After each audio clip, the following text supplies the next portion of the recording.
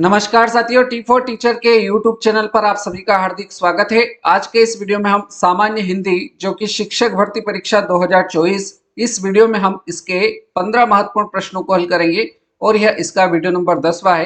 तो चलिए आज के इस वीडियो को शुरू करते हैं। यह वीडियो सीटेट परीक्षा, मध्य प्रदेश शिक्षक भर्ती वर्ग 2 और वर्ग 3 इन सभी परीक्षाओं के लिए महत्वपूर्ण है, इसलिए वीडियो को पूरा देखिए। वीडियो अच्छा लगे तो लाइक करें, शेयर करें और अभी तक चैनल पर नए हो तो चैनल को सब्सक्राइब कर लीजिए ताकि इस प्रकार के नए वीडियो आपको मिल सके। आज का पहला प्रश्न है, लड़का पेड़ से गिरा। हमें वाक्य दे रखा है, लड़का पेड़ से गिरा। इस वाक्य में कौन सा कारक है? संप्रदान कारक, अपादान कारक, कर्म कारक या अधिकरण कारक? तो हमें जो वाक्य दे रखा है वो दे रखा है लड़का पेड़ से गिरा। इसमें जो कारक होगा वो अपादान कारक हो जाएगा। राइट आंसर इस प्रश्न का ऑप्शन नंबर बी बिल्कुल सही उत्तर हो जाएगा।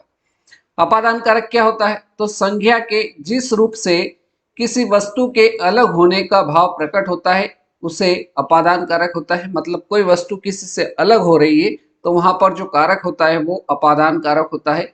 कारक आपसे पूछा जा सकता है कितने प्रकार के होते हैं, तो कारक आपको याद रखना है, कारक के 8 प्रकार होते हैं। राइट। प्रश्न नंबर 2, प्रश्न नंबर 2 दे रखा है, पापी शब्द में विशेषण है। पापी शब्द में कौन सा विशेषण होगा? सार्वनामिक विशेषण होगा, बी दे रखा है संख्यावाचक विशेषण होगा, सी दे रखा है गुणवाचक विशेषण, डी दे रखा है परिमाणवाचक विशेषण। तो हमें जो प्रश्न में शब्द दे रखा है वो है पापी शब्द। इस पापी शब्द में जो विशेषण हो जाएगा वो आपका गुणवाचक विशेषण होगा। राइट आंसर इस प्रश्न का ऑप्शन नंबर सी बिल्कुल सही जवाब रहेगा।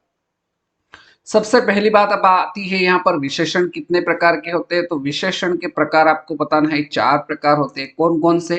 पहला प्रकार होता है सार्वनामिक विशेषण, दूसरा विशेषण का प्रकार गुणवाचक विशेषण, तीसरा विशेषण का प्रकार संख्यावाचक विशेषण और चौथा विशेषण का प्रकार होता है परिमाणवाचक विशेषण।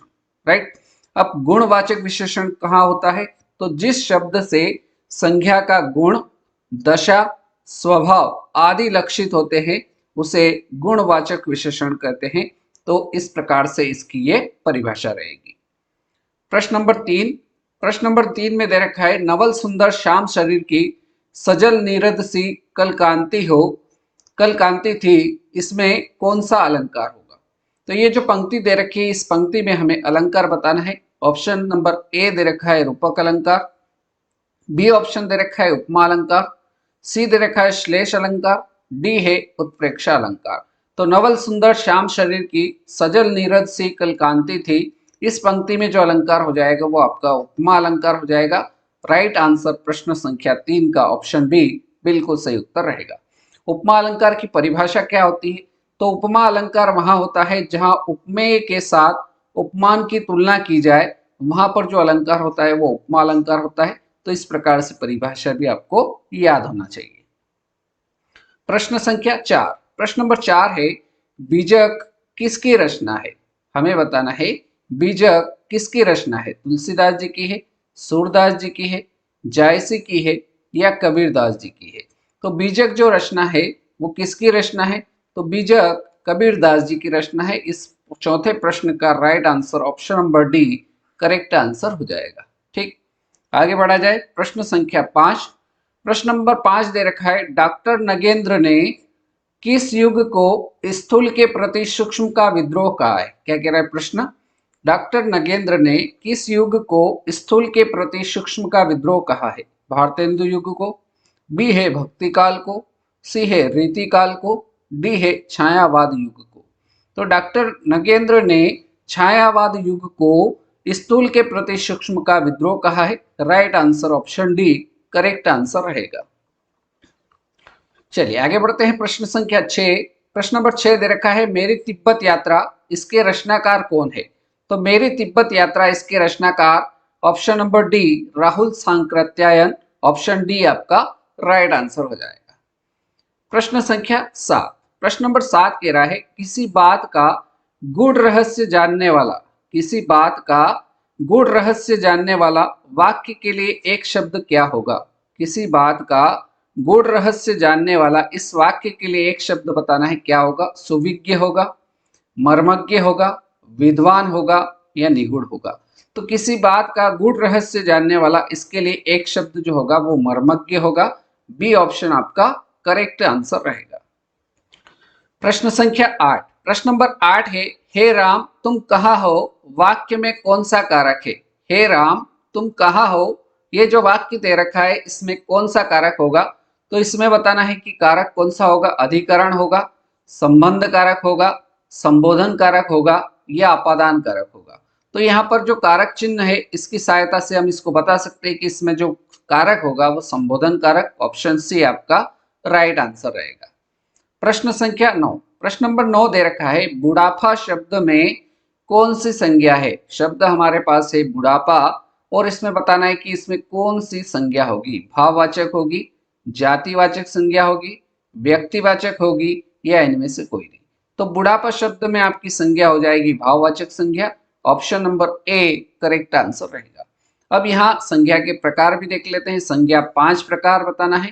पहला प्रकार व्यक्तिवाचक संज्ञा, दूसरा जातिवाचक संज्ञा, तीसरा संज्ञा का प्रकार भाववाचक संज्ञा, चौथा द्रव्यवाचक संज्ञा और पांचवा संज्ञा का प्रकार होता है समूहवाचक संज्ञा। अब यहाँ भाववाचक संज्ञा की हम परिभाषा देख लेते हैं। तो जिस संज्ञा शब्द से किसी व्यक्ति, प्राणी, वस्तु अथवा पदार्थ के गुण, दोष, दशा, अवस्था आदि का बोध होता है उसे भाववाचक संज्ञा कहते हैं या वहां पर भाववाचक संज्ञा होती है। राइट, चलिए आगे बढ़ते हैं। प्रश्न संख्या 10, प्रश्न नंबर 10 है, उपकूल। उपकूल शब्द में कौन सा समास है। क्या बताना है, उपकूल शब्द में कौन सा समास होगा। द्विगु होगा, द्वंद्व होगा, अव्ययी भाव होगा या तत्पुरुष समास होगा। तो उपकूल शब्द में जो समास होगा वो आपका अव्ययी भाव समास हो जाएगा। राइट आंसर क्वेश्चन नंबर 10 का ऑप्शन सी अव्ययी भाव समास बिल्कुल सही उत्तर हो जाएगा। अब अव्ययी भाव समास में क्या होता है, तो पूर्व पद जो होता है, पूर्व पद क्या होता है, प्रधान होता है।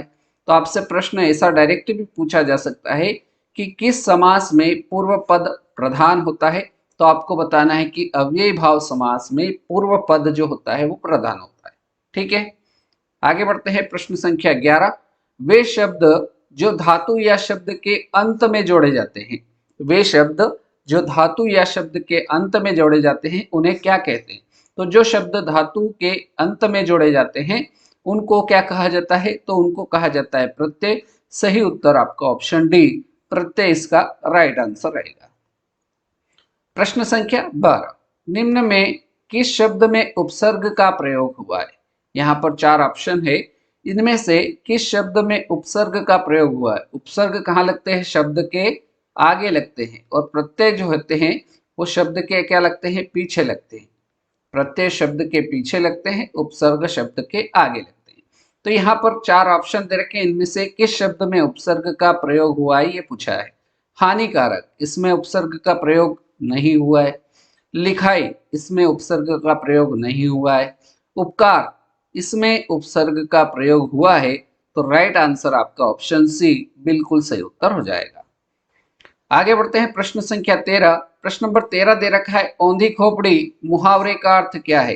तो औंधी खोपड़ी मुहावरे का अर्थ क्या हो जाएगा, मूर्ख होना। Right answer option B correct जवाब रहेगा। प्रश्न संख्या 14, प्रश्न नंबर 14 है, त्यागपत्र उपन्यास के उपन्यासकार कौन है। त्यागपत्र उपन्यास के उपन्यासकार कौन है। तो जैनेन्द्र जो है वो त्यागपत्र उपन्यास के उपन्यासकार है। सही जवाब ऑप्शन ए जैनेन्द्र आपका बिल्कुल सही उत्तर होगा। और आज के इस वीडियो का हमारा अंतिम प्रश्न है प्रश्न संख्या 15। प्रश्न नंबर 15 है, निम्नलिखित में से कौन सा वाक्य शुद्ध है। शुद्ध वाक्य का चयन करना है। ऑप्शन ए है, उसने मुझसे पास आने को कहा, ये अशुद्ध वाक्य है। बी है, उसने मुझे पास आने के लिए कहा, ये भी आपका क्या है, अशुद्ध वाक्य है। सी है, उसने मुझे पास आने को कहा, तो ये वाक्य आपका क्या हो जाएगा, शुद्ध वाक्य हो जाएगा। डी देख लेते हैं, उसने मेरे को पास आने के लिए कहा, ये भी आपका अशुद्ध है। तो राइट आंसर ऑप्शन सी आपका बिल्कुल सही उत्तर रहेगा। राइट, तो इस प्रकार से आज के इस वीडियो में आपने सामान्य हिंदी शिक्षक भर्ती परीक्षा से संबंधित 15 महत्वपूर्ण प्रश्नों को देखा। उम्मीद करता हूं सारे प्रश्न आपको समझ में आए होंगे। वीडियो अच्छा लगा हो तो लाइक कर दीजिए, शेयर कर दीजिए अपने दोस्तों के साथ और अभी तक चैनल पर नए हो तो चैनल को सब्सक्राइब कर लीजिए ताकि इस प्रकार के वीडियो आपको मिल सके। तो आज के इस वीडियो में इतना ही। अगले वीडियो में फिर मुलाकात करेंगे नए सवालों के साथ, नए प्रश्नों के साथ। तब तक के लिए जय हिंद, जय भारत, वंदे मातरम।